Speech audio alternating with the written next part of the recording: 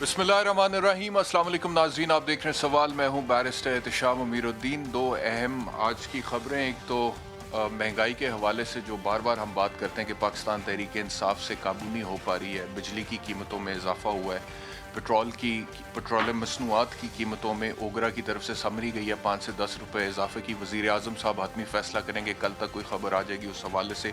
Utility stores में घी की कीमत में इजाफा हुआ है 25 रुपये फ़ी किलो, डिस्पाइट द फैक्ट के special assistant to prime minister Jamshed Cheema ने अवाम से कमिटमेंट की थी, प्रेस कॉन्फ्रेंस में मीडिया के सामने आके प्रॉमिस किया था कि इस कीमत पे घी आपको मिलेगा, लेकिन उसके बावजूद तकरीबन उससे 50-60 रुपये ज़्यादा घी जो है वो दस्तयाब है इस वक्त मार्केट में। लेकिन सबसे पहले बात करते हैं लंदन हाई कोर्ट का जो फैसला है रेहाम खान और जुल्फ़िकार बुखारी साहब के हवाले से।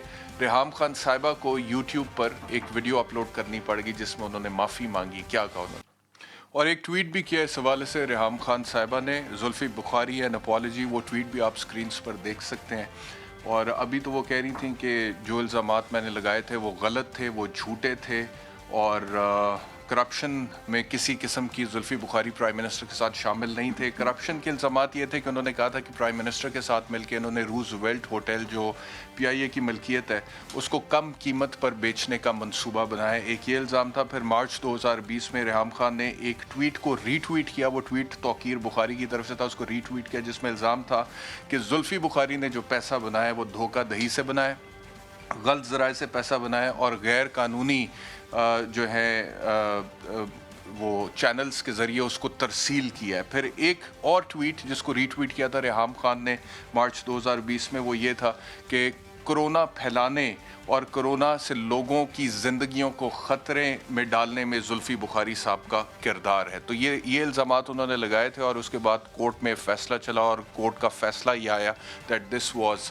Share defamation. और डेफेमेशन क्या होती है? Defamation is डिससेमिनेशन of false information to defame someone, यानी कि आप झूठ बोलते हैं, झूठी इंफॉर्मेशन जो है उसको फिर फैला देते हैं ताकि कोई किसी की बदनामी हो, उसकी रेपुटेशन ख़राब हो। तो यानी कि रेहाम खान साहिबा ने अब ये एडमिट किया है इस वीडियो में कि उन्होंने झूठ बोला था और फिर उस झूठी इन्फॉर्मेशन को फैलाया था जिससे जुल्फ़ी बुखारी साहब की बदनामी हुई थी, जिसकी वजह से अब वो माफ़ी मांगती हैं और 50,000 पाउंड जुर्माना जो है वो उनको पे करेंगी कोर्ट के फैसले के मुताबिक।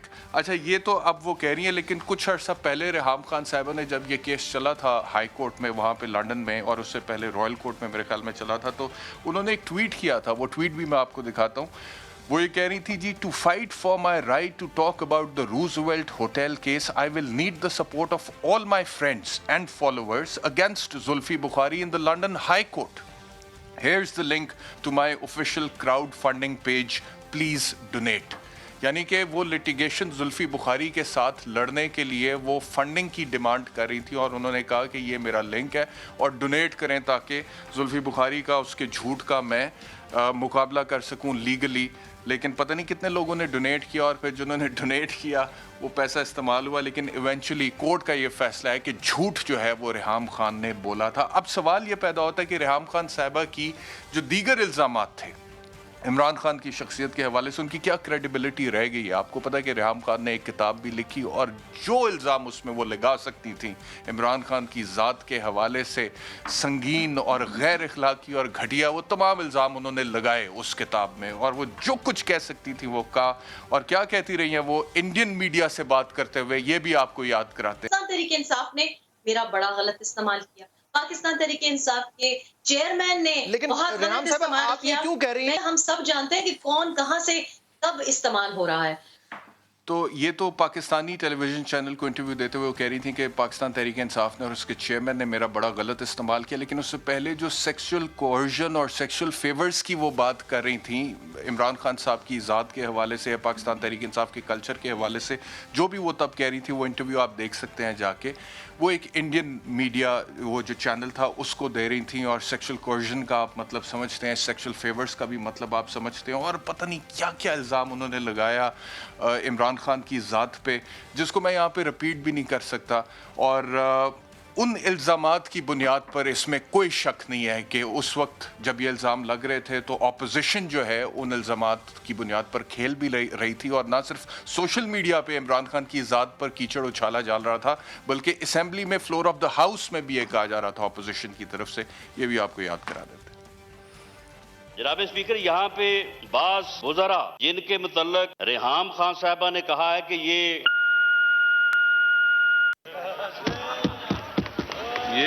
اس طرح کی باتیں زیب نہیں دیتی ایوان کے اندر. جناب اسپیکر، اور میں سمجھتا ہوں کہ آپ کو رانا جناب ثناءاللہ اسپیکر صاحب میں نے نہیں صفحہ نمبر 437 پر کیا لکھا ہے سر؟ مجھے صرف وہ پڑھنے دیں. بند کرے اس کا مائک، بند کرے اس کا مائک، اس کا مائک بند کرے. تو اس طرح کی بہت ساری باتیں ہوتی رہی ہیں. اب پروگرام کے اگلے حصے میں جا کے اس میں کوئی شک نہیں ہے کہ میں گورنمنٹ پہ تنقید کرنے والا ہوں، گورنمنٹ کی پرفارمنس پہ تنقید کرنے والا ہوں، مہنگائی کے حوالے سے بات کرنے والا ہوں، لیکن in the first part of the programme I have to say کہ ان تمام الزامات کا جواب عمران خان کی طرف سے ہمیشہ ایک بڑے ڈیسنٹ طریقے سے آتا رہا ہے، اور جب بھی ان سے کوئی سوال پوچھا یا پوچھنے کی کوشش کی گئی عمران خان نے کیا کہا. یہ عمران خان صاحب کا موقف رہا ہے، اور یہ تب بھی تھا جب انہوں نے ابھی کتاب نہیں لکھی تھی اور کھل کے کوئی الزام سامنے نہیں آئے تھے، اور پھر کتاب بھی لکھی گئی، الزام بھی سامنے آئے. ڈیفیمیشن آئی ڈونٹ نو، اب خان صاحب نے تو کوئی سوٹ نہیں کیا لیکن زلفی بخاری صاحب نے کیا، لیکن الزام کی نوعیت آپ کو سب کو پتہ ہے. لیکن اس کے باوجود عمران خان نے کبھی اپنی زبان نہیں کھولی اس حوالے سے، اور وہ خاتون جن کے ساتھ رشتہ ازدواج میں وہ منسلک تھے ایک وقت میں، اس کے بعد طلاق ہو گئی، تو طلاق کے بعد بھی ان کی عزت کا اور اس رشتے کے تقدس کا خیال رکھتے ہوئے عمران خان نے کبھی اپنی طلاق کے حوالے سے، ذاتی زندگی کے حوالے سے، ریحام خان کے حوالے سے کوئی ایسی بات کبھی بھی نہیں کی میڈیا کے سامنے. اور ہمارے تک تو خبریں ویسے آتی ہیں کہ نجی محفلوں میں، تو یہ بھی کبھی کوئی ایسی خبر نہیں آئی ذرائع کے تھرو کہ جی نجی محفلوں میں بھی عمران خان نے ریحام خان کی ذات کے حوالے سے کبھی کوئی ایسی بات کی ہو. بہرحال اب پہلے پارٹ میں ڈسکشن یہ کریں گے کہ جو الزامات ریحام خان نے لگائے عمران خان پہ، پی ٹی آئی پہ، کس حد تک وہ اب ان کی کیا کریڈیبلٹی رہے گی، اور بعد میں مہنگائی کی بات کریں گے. پینل کا تعارف کراتا ہوں. ہنا پرویز بٹ صاحبہ، پاکستان مسلم لیگ نواز سے، بہت شکریہ. میں دیکھ رہا تھا جب میں انٹرو دے رہا تھا تو آپ مسکرا رہی تھیں، تو آپ سے پوچھیں گے کہ آپ کیوں مسکرا رہی تھیں. سعید قاضی صاحب، سینئر اینالسٹ، لاہور اسٹوڈیوز میں ہمارے ساتھ، آپ کا بہت شکریہ ہمیں جوائن کرنے کے لیے. اور صداقت علی واج صاحب ہمارے ساتھ پاکستان تحریک انصاف سے گفتگو کا آغاز کرتے اس بریک کے بعد.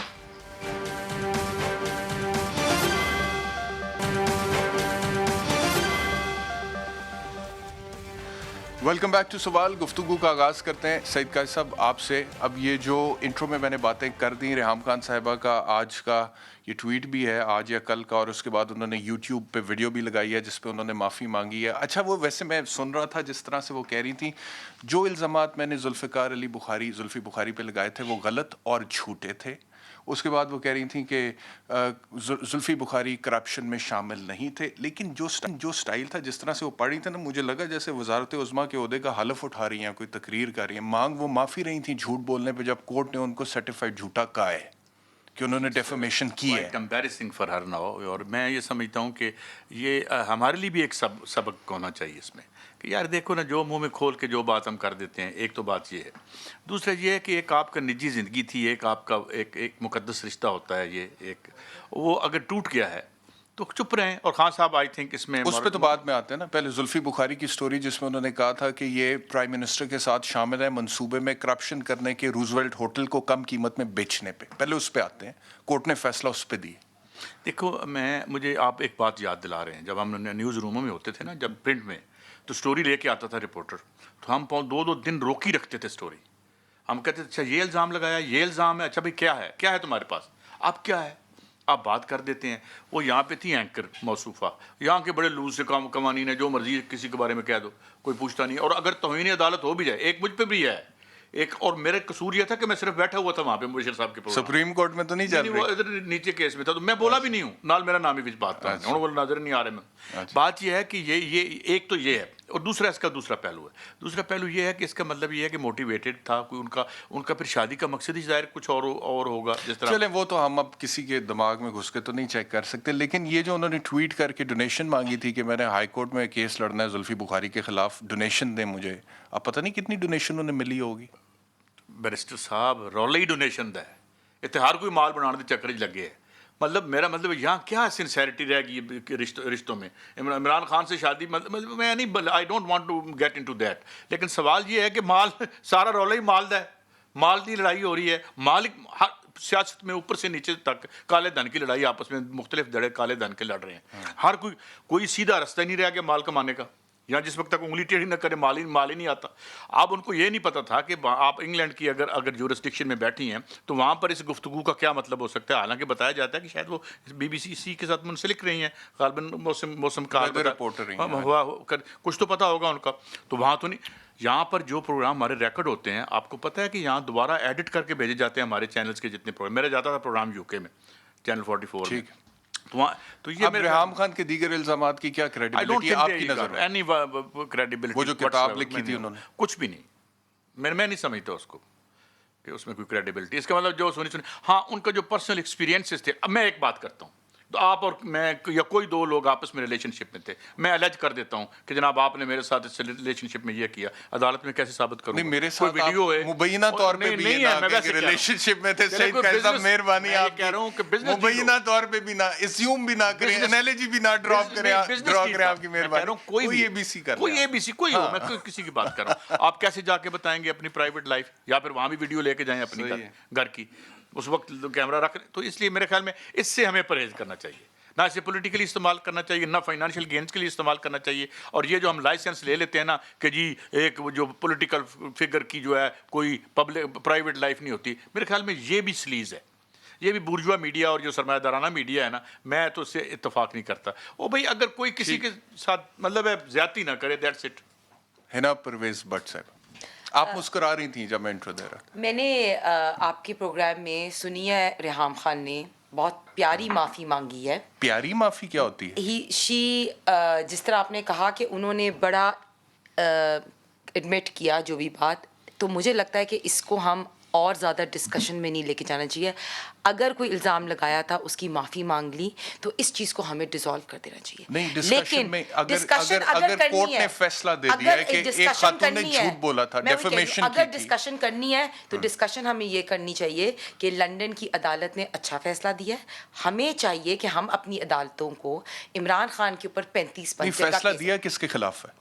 ریحام خان کے، تو میں وہی کہہ رہی ہوں عمران خان ہم ڈسکس کر سکتے، it is the judgment of a court. let me we can have discussion on it. let me complete my argument. I'm saying کہ ہم یہ ضرور کہیں کہ ہماری یہاں عدالتوں کو بھی ایسے جو کیسز کوئی پینڈنگ ہیں، 35 پنچر کا جو کیس ہے ایک، وہ عمران خان پہ حتیٰ کہ عزت کا ہی کیس ہے، اور جو عمران خان صاحب نے 10 ارب کا شہباز شریف صاحب پہ بھی ایک ڈیفیمیشن کیس ہے، وہ بھی پینڈنگ ہے، اور ایک نیا کیس ہونا چاہیے جو فواد چودھری صاحب نے ابھی ریسنٹلی جب یہ جنید صفدر صاحب پہ ایک جھوٹا الزام لگایا، تو یہ سب کیسز کا بھی فیصلہ میں یہ کہتی ہوں ریحام خان نے کو اپنی معافی مانگ لی، اس چیز کے اوپر ڈسکشن ختم کریں، ہم اپریشیٹ کریں کہ لنڈن کی عدالتوں نے ڈیفیمیشن کیس پہ ڈیسیژن دی، اب ہم عمران خان صاحب پہ جو 2 کیسز ہیں، نہیں تو آپ کریں نا جا کے، آپ کو کوئی روک تو نہیں رہا اگر آپ UK میں جا کے عمران خان صاحب کے خلاف کیس کرنا چاہتی ہیں 35 پنچر یا 10 ارب کے حوالے سے،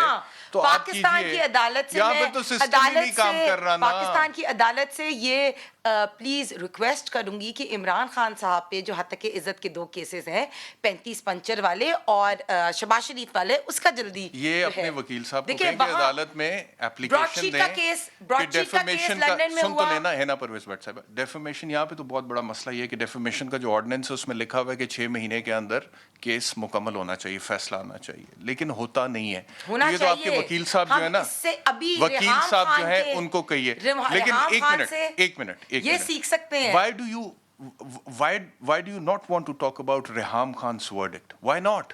ثابت ہوا ہے کہ ریحام خان صاحبہ نے جھوٹ بولا تھا، جب ایک بندے نے انہوں نے معافی مانگ اس لی، جھوٹی انفارمیشن کو نہیں ایسے نہیں مانگی۔ دیکھیں میری بات سننے، فرق ہے، اگر تو عدالت کے فیصلے سے پہلے وہ معافی مانگ لیتی تو پھر آپ کا آرگیومنٹ جائز تھا، لیکن یہ عدالت کے کہنے پہ انہیں جرمانہ ہوا ہے اور کہا گیا، اور اگر وہ معافی نہ مانگتی ہیں بھی، میں آپ کو بتا دوں ایک وکیل کی حیثیت سے بتا رہا ہوں، سن تو لینا، سن تو لیں، اگر وہ معافی نہ مانگتی تو 50,000 پاؤنڈ سے، سن تو لیں، 50,000 پاؤنڈ سے زیادہ جرمانہ ہوتا انہیں، माफी ना मांगती तो अनकंडीशनल अपॉलॉजी मांग के उन्होंने अपनी जान छुड़ाई है। बेनिफिशियल माफी थी ये। जी जी जी जी जी जी, नहीं तो ज्यादा तो जुर्माना। मांग लिया आपने, पूरा सेगमेंट रेहाम खान की माफी पे कर लिया, अब आप सेगमेंट में अब कहे मुझे आप कि ये इमरान बताएं। खान माफी मांगे, अब तब आप मैं समझूंगी। फैसला तो नहीं आया ना, जिस दिन आप इमरान ले आए खान मेरे साहब सामने को माफी फैसला, मांगे। आप मेरे सामने फैसला ले आए, मैं कहूंगा यहाँ पे ऑन एयर कहूंगा। 35-55 में इमरान खान ने खुद कह दिया कि मैं सियासी बयान था।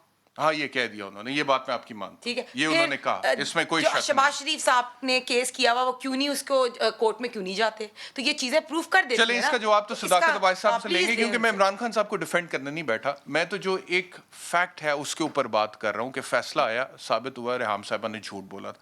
अच्छा, अब रेहाम साहिबा की दीगर जो इल्जाम थे इमरान खान की ज़ात के हवाले से, जिसके हवाले से हम दिखा रहे थे, अपोजिशन के रहनुमा फ्लोर ऑफ द हाउस पे भी बात करते रहे, राला सनाउल्लाह साहब ने जो कुछ कहा वो बीप लगा दी मेरे प्रोड्यूसर, मैं तो कहा था वैसे ना लगाए, मुझे नहीं पता, पता तो लगता कि क्या floor of the I house haven't read the book, and I personally believe कि if marriages end or relationship ends, you should keep the respect of each other. That's my personal belief. I don't believe कि आप वो sanctity of the relationship जो पहले थी उसको एक दूसरे को defeat लेकिन करें. रेहाम ने ये follow नहीं किया, होना यही I चाहिए। believe. लेकिन रेहाम ने हर ये बंदे follow के- नहीं किया। Everyone has a personal integrity, moral compass. But you'd That is what I believe. appreciate Imran Khan जिन्होंने कभी अपनी जुबान नहीं खोली इस हवाले से। एक खातून की हैसियत से पूछ रहा हूँ आपसे, ऑपोजिशन की रहनुमा होने की हैसियत से नहीं पूछ रहा। देखिए, it's a good gesture on his part, but उन्होंने बाकी और बहुत झूठ बोले हैं। चलिए, IMF से उसको- कर्जा नहीं लूंगा, महंगाई नहीं करूंगा, आवाम को मतलब उनके और बहुत झूठे, तो वो आपने इनको हम तो इमरान खान को, आपको पता है मरियम बीबी ने एक अपने बयान में इमरान खान को चलें, ये सर्टिफाइड झूठा कह कायद दिया साहब, था। ये इन्होंने credit- जितने झूठ बोले, मैं सुसाइड कमिट कर आप लूंगा, उनसे ये कहलवाएं जो अगर ये कहना चाहते तो चले, मैंने कहा लेकिन इतना क्रेडिट आप मुझे देंगे, मैंने इनकी जुबान से निकलवाया कि it was a good gesture on woman, खातून है, इंसान बंदा सबसे पहले, बिल्कुल, और ये बड़ी अच्छी बात है इन्होंने की, मैं अप्रिशिएट करता हूँ। सदाकत अली अब्बास साहब क्या कहिएगा जी? जी बहुत शुक्रिया एहतशाम साहब, जो आपने सारी बात कर दी, तो मेरा ख्याल है बहुत कम बोलने को रह गया कि अगर रेहाम साहिबा अपनी गलती का एहसास करके माफ़ी मांगती तो ये ज़्यादा बेहतर होता। आप तो सज़ा के तौर पे माफ़ी मांगी है। और रही बात इल्ज़ामों की, तो आपने पता ना, परसों एक प्रेस कॉन्फ्रेंस थी जिसमें DG ISI की अपॉइंटमेंट पे मोहतरमा मरियम साहिबा प्रेस कॉन्फ्रेंस कर रही थी, तो वहाँ वो क्या क्या ज़ाती इल्ज़ामात, छू मंतर, जंतर मंतर और पता नहीं क्या, खुद अपने हाथ में स्टील का ग्लास उठाए हुए बातें कर रही थी। और जो मुझे पता चला है कि लाहौर में किसी पीर की वो मुरीदनी है, और उसके मुझे ये बात नहीं करनी चाहिए, लेकिन बहरहाल चूँकि उन्होंने ये बात की है वज़ीर आज़म पे, इसलिए मुझे करना पड़ी है। तो इल्ज़ाम लगा रही थी, काश यहाँ भी इस तरह का निज़ाम होता और ऐसे झूठों को इस तरह की माफ़ी मांगनी पड़ती। और बड़ी मिसाल है हम सब के लिए, जो हम मुंह खोल के इल्ज़ाम लगाते हैं। अब जो रेहाम खान की इल्ज़ामात की बुनियाद पे जो कुछ राना सनाउल्लाह साहब ने कहा, जो कुछ रेहाम साहिबा की इल्ज़ामात की बुनियाद पे अज़मा बुखारी बोलती रहीं इसी रोज़ोवेल्ट होटल के बारे में, जो पलवशा खान साहिबा पीपल्स पार्टी की बोलती रहीं, मेरा ख्याल है उन सबको अच्छे जेस्चर का मुजाहरा करना चाहिए और सबको उस पे माफ़ी मांगनी चाहिए, क्योंकि इल्ज़ाम लगाने वाले का इल्ज़ाम गलत साबित हो गया।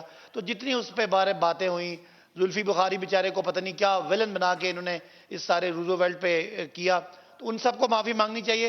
बहरहाल ये अच्छी बात है, काश ये कानूनी दर भी होता तो यहाँ बहुत सारे और झूठे जो है वो उनको जुर्रत ना होती है बात करने की। तो मेरा ख्याल है ये स्पोकन बासी साहब, मरियम बीबी ने तो नाम ही नहीं किसी का लिया, हुकूमत के सारे वज़रा आके वजाहत क्यों करना शुरू हो गए, हमने तो नाम ही नहीं लिया था किसी का, आप लोग खुद ही डिफेंसिव पे आ गए। किसी का नाम लिया था उन्होंने कहा था बनी गाला इन कंपनी जो है वो चलती है, अगर मेरा ख्याल है it's such a low level talk कि मैं इस पे मजीद कमेंट ही नहीं करना चाह रहा, मैं इस पे जवाब ही नहीं देना चाह रहा।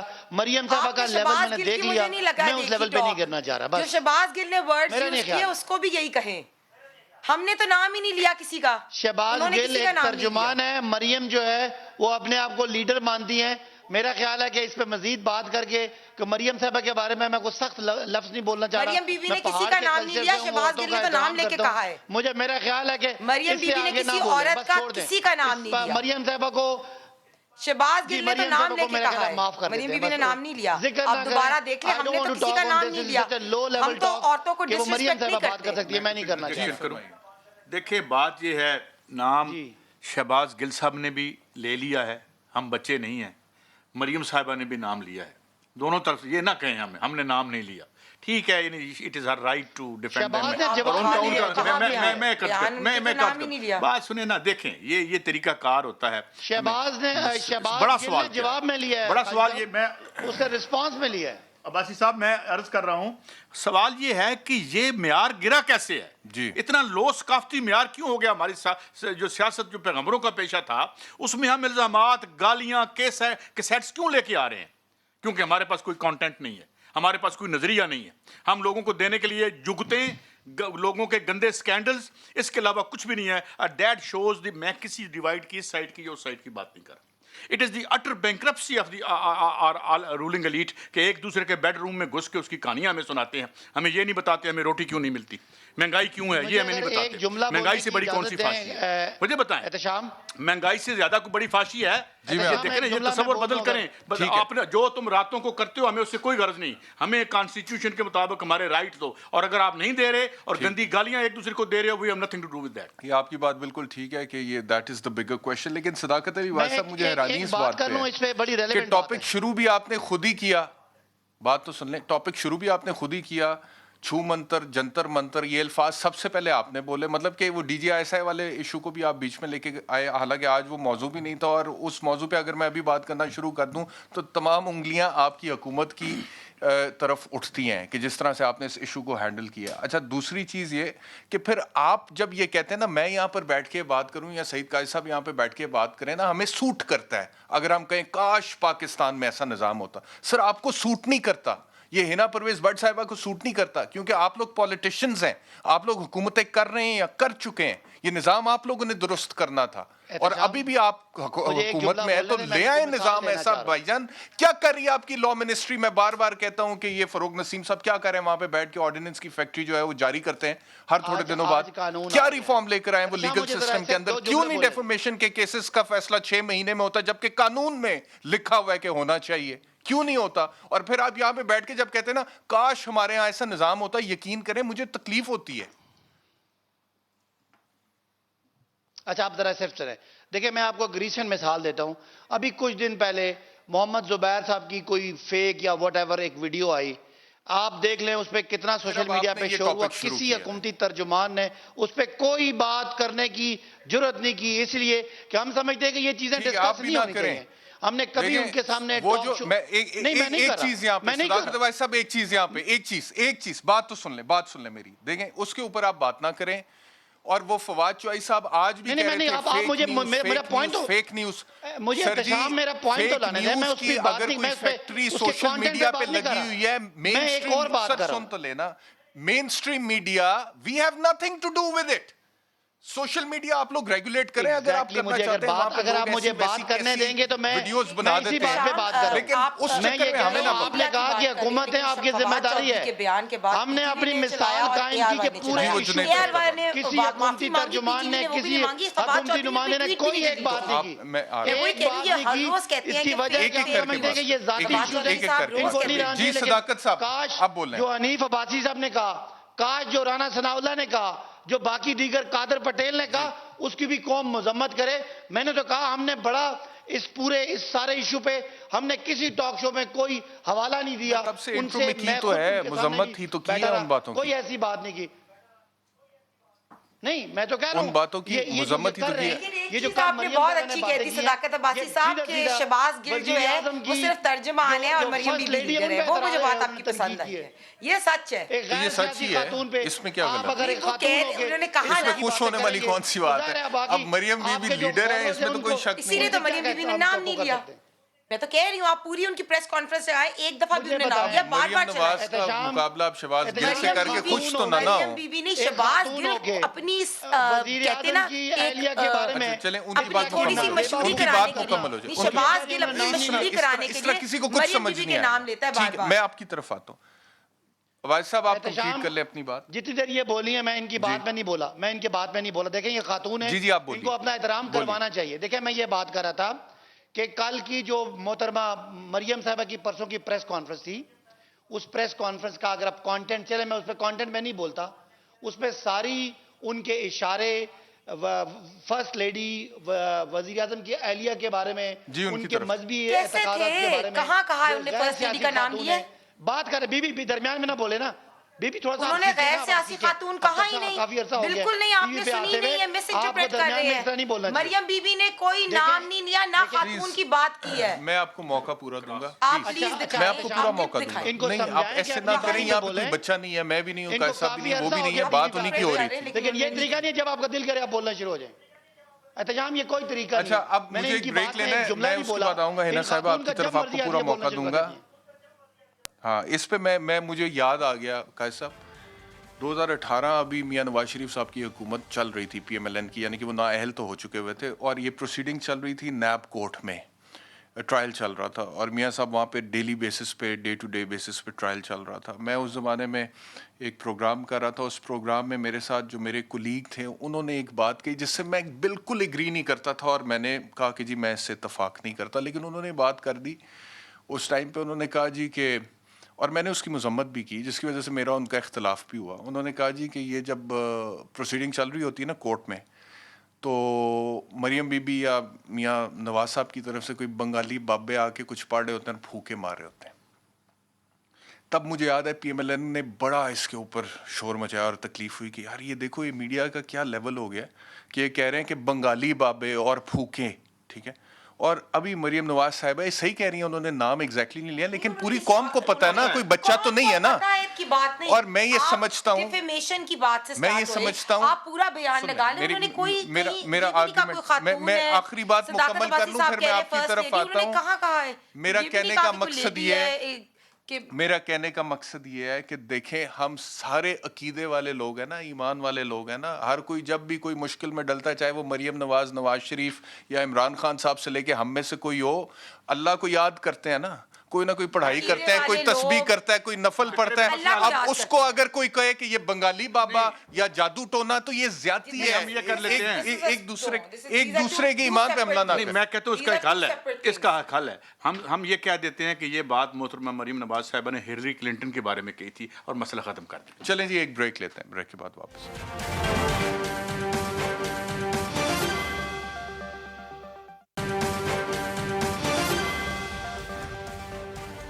ویلکم بیک ٹو سوال. قائد صاحب، اس گفتگو کو پھر اب یہاں پہ ہم وائنڈ اپ کر دیں کہ اللہ تعالیٰ ہمارے سیاستدانوں کے توفیق دے کہ ایشوز پہ بات کریں جو میرے آپ کے 22 کروڑ عوام کے ایشوز ہیں. ایک دوسرے کی ذات کے حوالے سے بات نہ کریں. That's it. اگریڈ؟ ٹھیک ہے جی، آگے چلتے ہیں. اب بات کرتے ہیں ہم بجلی. 1.39 روپے فی یونٹ مہنگی ہو گئی ہے. شوکت ترین صاحب کا میں آپ کو شارٹ سنوا دیتا ہوں. وہاں پہ وہ جو کہہ رہے تھے کہ ہم بتدریج مہنگائی پہ قابو پا کے اس کو بڑھائیں گے، بجلی کی قیمت کو ایک دم بڑھ گئی ہے. دکھائیں. تو کہہ رہے تھے بتدریج بڑھائیں گے، اور سننے میں یہ آ رہا ہے کہ آئی ایم ایف نے منی بجٹ کی شرائط بھی سامنے رکھ دی اور انہوں نے کہا 500 ارب روپے اضافی ٹیکس کی مد میں اکٹھے کریں. اور اوگرا نے سمری بھی دے دی ہے 5 سے 10 روپے پیٹرولیم مصنوعات کی. گھی 25 روپے فی کلو مہنگا ہو گیا. یوٹیلیٹی سٹورز میں جمشید چیمہ صاحب کی پریس کانفرنس آپ کو یاد ہوگی تھوڑے دن پہلے، وہ کہہ رہے تھے گھی اس بھاؤ ملے گا، آٹا اس بھاؤ ملے گا، چینی اس بھاؤ ملے گی. کدھر ملے گی یہ نہیں بتایا. وہ شاید پاکستان سے باہر کی بات کر رہے تھے. دیکھیں، جو اس میں پرابلم سمجھنے کی ہے، شوکت ترین صاحب ہمارے بڑے معزز وزیر خزانہ ہیں. یہ پی ٹی آئی کے کوئی بنیادی رکن تھے. Has he been struggling with Hafeez Shaikh sahab 2-3 governments میں رہ چکے ہیں.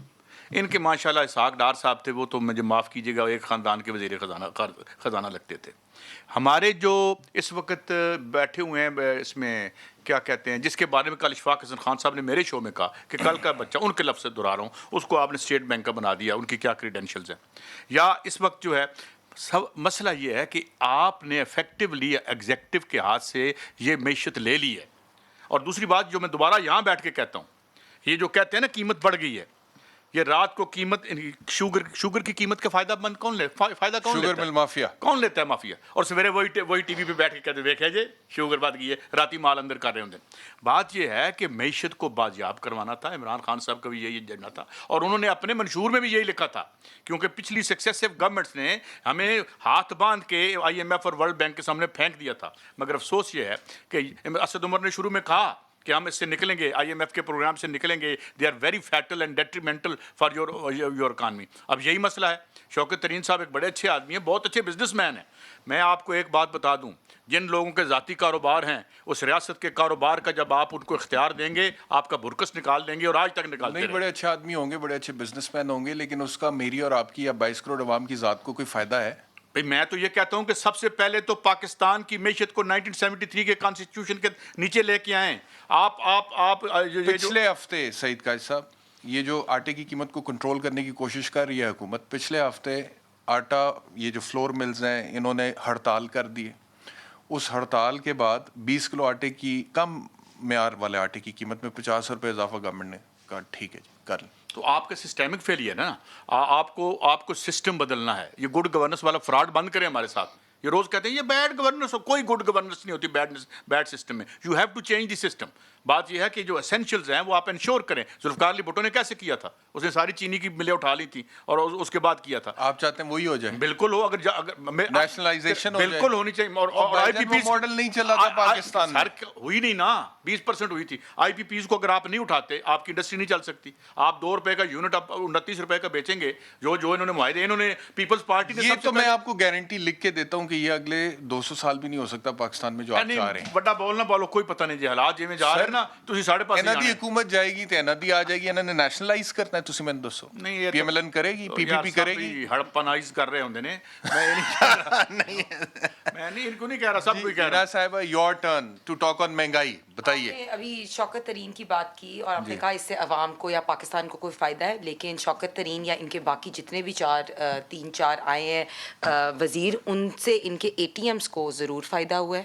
انہوں نے جو نیب آرڈیننس کے اندر وہ اپنے کچھ وزیروں کو ترمیم کی, اور اس میں جو لوگ 34 شکوں میں سے 17 تو جو لوگوں کی, ہاں جو لوگوں میں جو چینی, جو 34 آپ نے مانگی تھی اس میں 17 ہوگی. ہم نے 34 نہیں مانگی تھی, انہوں نے 3-4 اپنی نہیں, دیٹ واز سیپریٹ تھنگ. یہ ہم ان کو یہی چیزیں کچھ کہہ رہے تھے, تب یہ مان نہیں رہے تھے کہ اگر آپ کی بیوروکریسی یا بزنس مین, نہیں ہم نے ابھی بھی نہیں مانا, بائیکاٹ دیٹ.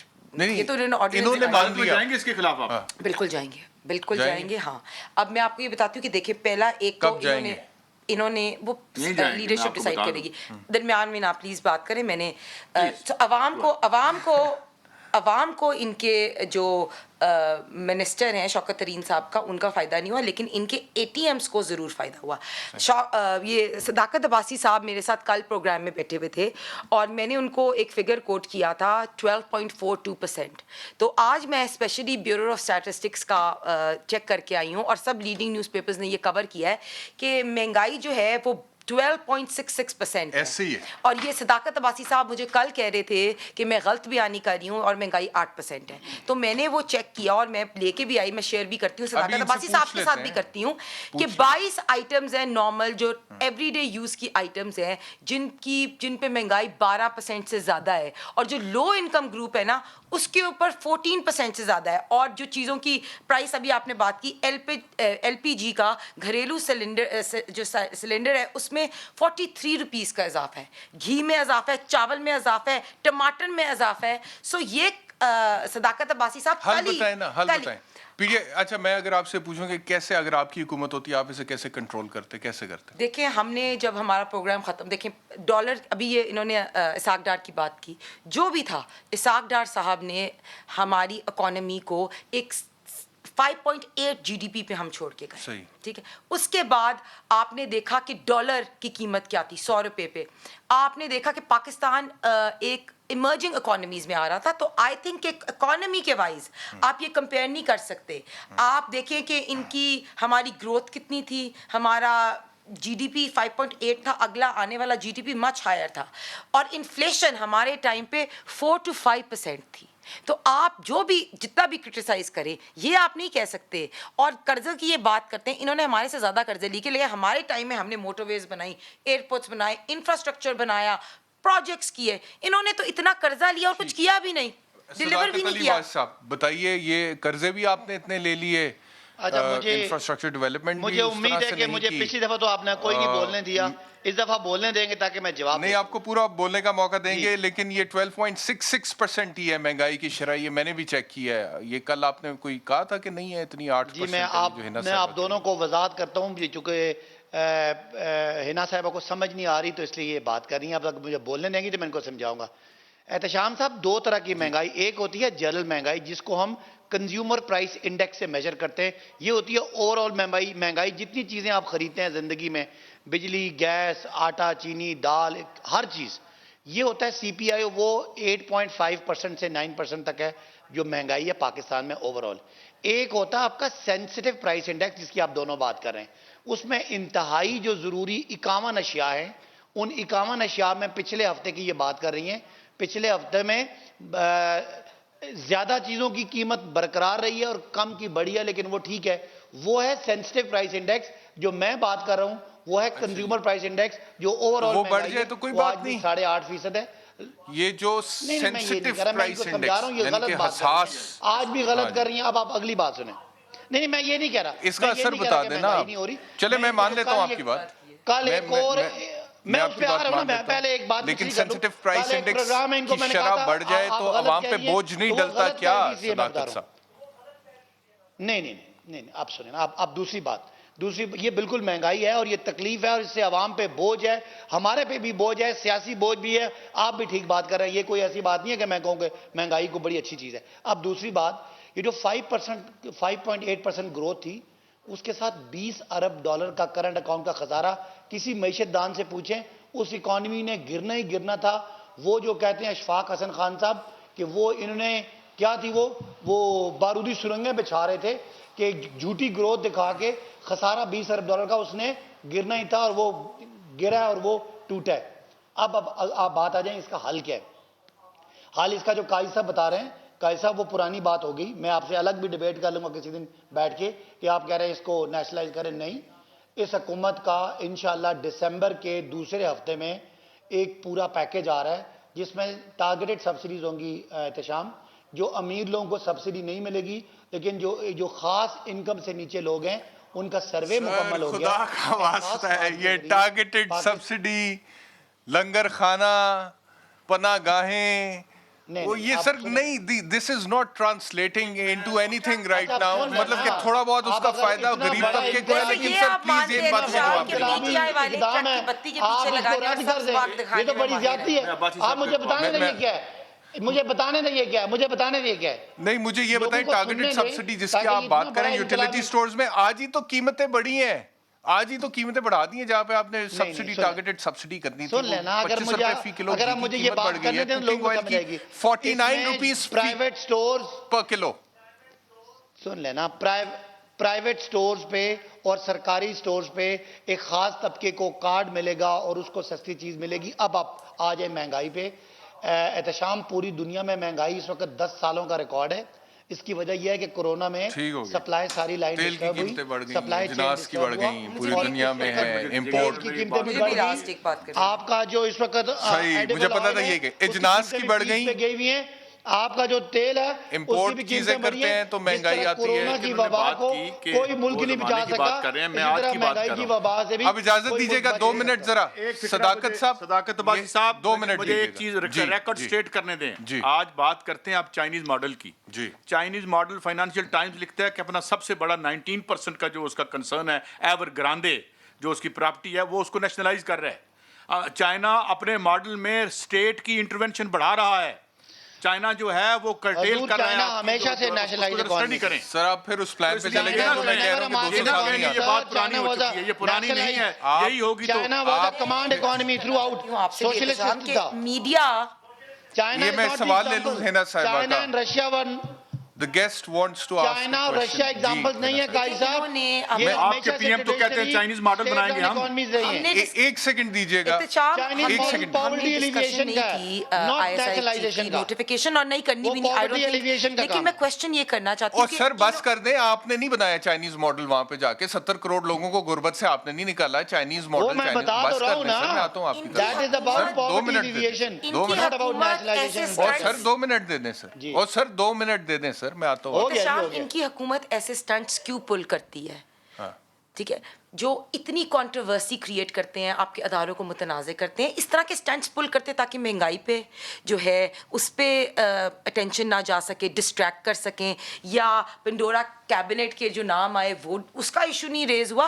सो क्वेश्चन मेरा सिर्फ ये है कि ये क्यों इस तरह की, पहले भी इन्होंने एक सिंपल नोटिफिकेशन थी आर्मी चीफ की, वो भी उसके ऊपर भी एक प्रॉब्लम क्रिएट हुई, वो कोर्ट तक चला गया, फिर पार्लियामेंट में आया. The question is why do they create a stunt on this, and why does this create into a big controversy, and why does it distract जो इश्यूज अवाम के हैं उनके ऊपर फोकस उठा के इनके स्टंट पुलिंग पे इशू आ जाता है. मैं तो सिर्फ ये क्वेश्चन रेज करना चाहती हूँ. ये मेरे ख्याल में ये बात बिल्कुल सच कह रही हैं, लेकिन इनके बारे में भी यही सच है. कौन सी पार्टी ने हमारे आंसू खुश किए? यहाँ किसने नॉन इश्यूज पर सियासत नहीं की? मुझे बताएं. सर्विस करते रहे आलमी मालियाती इदारों की, और इशराफिया को बेच दिए. इनकी पार्टी ने 100 कंसर्न बेचे इशराफिया को, लेकिन जो 90% बंद हो गए. साहब ये वो जो कहते हैं कि 5.8% पे ग्रोथ रेट छोड़ा, इन्फ्लेशन इतने पे छोड़ी, सिंगल डिजिट पे छोड़ी. ठीक कहती है, लेकिन यार ये देखें ना, इसका क्यों लेते हैं? इसका क्यों -7% पे गया इंडिया, -4% पे कोविड के बाद कौन सी मैशियत है सिवाय चाइना के जिसने पॉजिटिव में किया? लेकिन पॉजिटिव में किया. 2018 से पहले 2019 बिफोर कोविड जीडीपी वाज 1.9. आप बीच में बोल रही है, मुझे बताएं. इनका ग्रोथ रेट हो, मुझे बात करना, इनका ग्रोथ रेट हो या पीपल्स पार्टी का ग्रोथ रेट हो, ये सरमाएदारों का ग्रोथ रेट था. इनका ग्रोथ रेट बड़ा था. गरीब आदमी का कौन सा ग्रोथ रेट था? आपने भी कुचला, पीपीपी ने भी कुचला. आप गुर्बत, अभी मैंने इन्फ्लेशन की बात की, 4% इन्फ्लेशन थी, जीडीपी की ये बात कर रहे हैं. आपकी गवर्नमेंट से पहले भी कम थी, पीपल्स पार्टी में कम थी आपसे. 2019 में बिफोर कोविड. आप दोनों मेहमानों का बहुत शुक्रिया. अलीवाज साहब आपका बहुत शुक्रिया, और आप सबका बहुत शुक्रिया. आप सब ने शो देखा. इंशाल्लाह कल आपसे दोबारा मुलाकात होगी. अपना ख्याल रखिए. अल्लाह हाफ़िज़.